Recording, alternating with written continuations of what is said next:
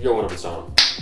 Sammy Lee here. We are the Soul Brothers. Chinese company. Chinese exclusive. Shout out to who sent us these? Famuji? Yes, Famuji. Yeah. They're dope. If you guys want any shoes from China or a Chinese brand like Li Ning, Anta, and stuff like that, go ahead and visit their site. But this is the Anta KT4, Klay Thompson's signature shoe.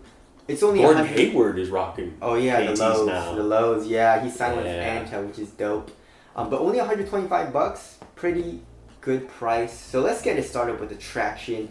It says abrasion resistant rubber, so it should be pretty durable, but it's kind of iffy for me because it's actually pretty soft and pliable. Mm-hmm. So I don't know how outdoor use is going to be, but indoor use there's really no fraying at all on the upper. I mean, like for me, like in the KD11 and like some other shoes, it frays off a little bit even though the rubber is pretty damn hard. Mm-hmm. But this, there's no fraying at all. The rubber seems to be in pretty good shape, so I think durability is gonna be okay. I just don't know about outdoor use. But on indoor courts, dude, this traction is insane, man. Especially when it's clean, it bites super hard, stops on a dime. Grip is very good. Dust, it does pick up dust, and dust does affect it, so just watch out for that. It picked it up pretty fast, and it's kind of hard to wipe off. So dust is not a huge issue, because once you wipe it off, you have good stops again. But it is, you have to do like a few wipes to actually clean off the dust from the outsole, which was kind of annoying. Mm-hmm. So just watch out for that if you're playing on dusty courts. On a dusty setting, it wasn't the greatest, but it wasn't the worst. Mm-hmm. You know, so it was just annoying for me. But overall traction when it was clean, it was amazing. So I really enjoyed the traction there. Moving on to the cushion. The cushion, they're calling it A flash foam. It's literally the letter A. So it's a flash foam. yeah, it's a flash foam. And also it says it's a flash foam insole as well. But, I mean, dude, this cushion is really soft. Yeah, it's super soft to touch. Yes. There are these little circle, like oval shapes in the heel and also on the medial side of the shoe, so that you can compress. It helps compress the cushion a little bit better.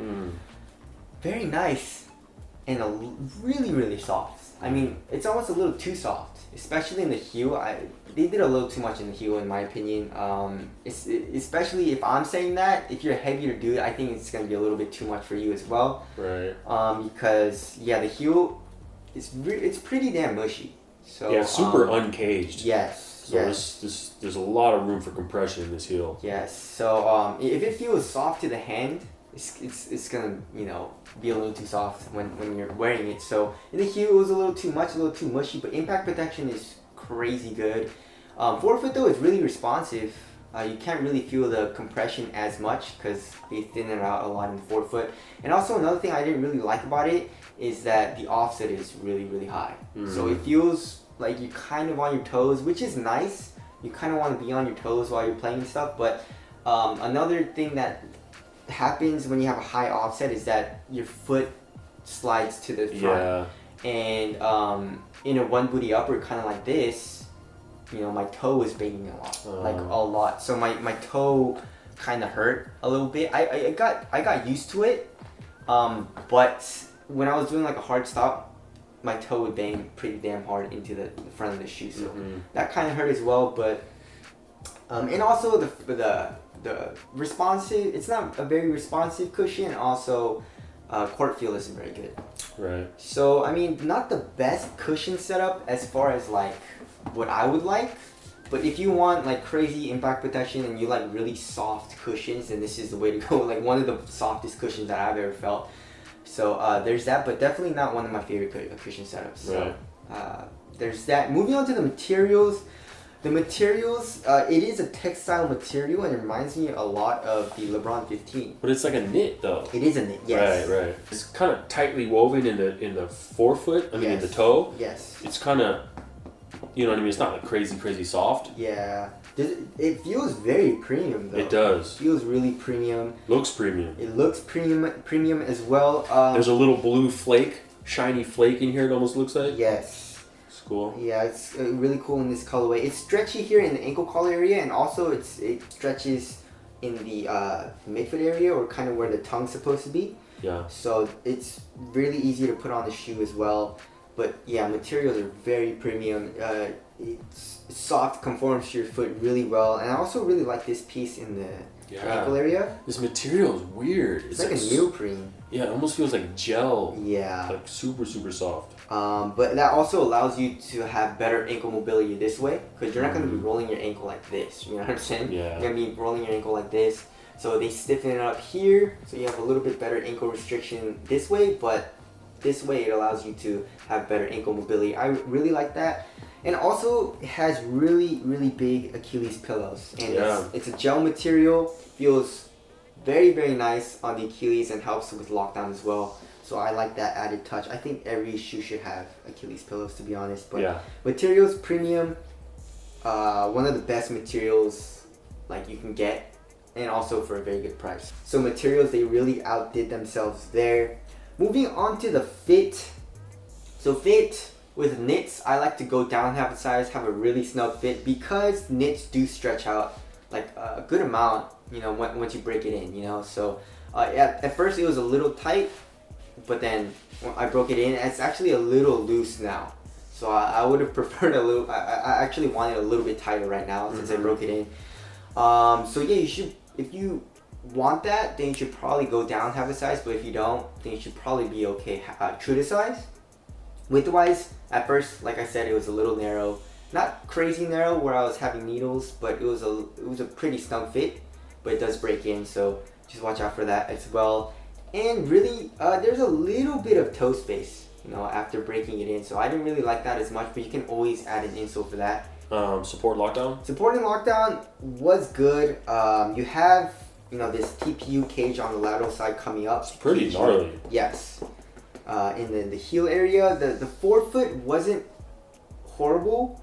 Like, the material really doesn't stretch. It's like the LeBron 15. Yeah, I would super say. strong. Very strong, but I felt my foot kind of like hitting the material and like rolling just a little bit. You know? Yeah, because they didn't bring a big plate up here or any type of counter. Yes. On like where your pinky toe is, which is a place you kind of really want it. Exactly. So, I mean, lateral containment wasn't horrible.